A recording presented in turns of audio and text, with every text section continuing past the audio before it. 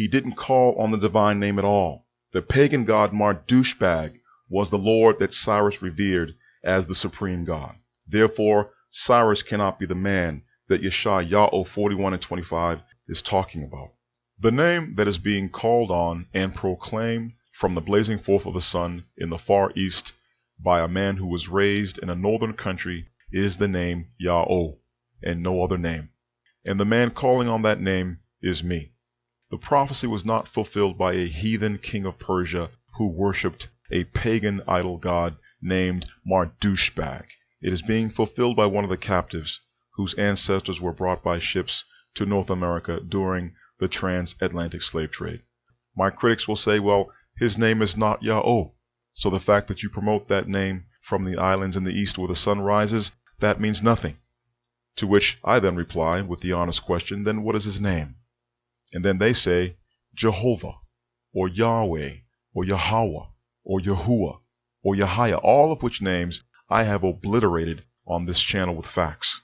These pronunciations did not exist prior to the 16th century. They are fabrications based on nothing more than guesswork. Jehovah was first introduced by William Tyndale in his translation of Exodus 6:3, which ended up in the Great Bible of 1539, and then the Geneva Bible of 1560, and then the Bishop's Bible of 1568.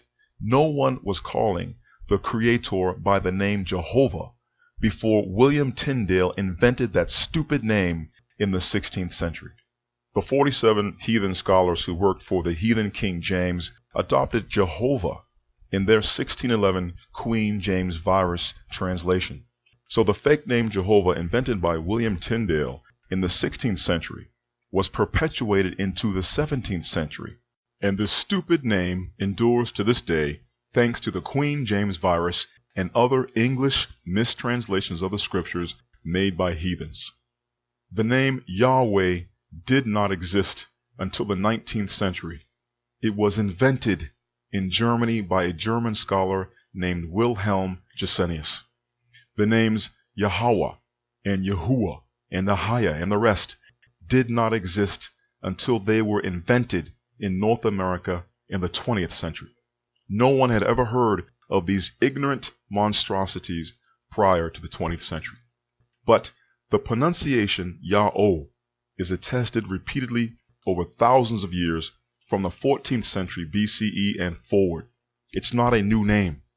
It's the return of the real name, the one true name, the name above all names.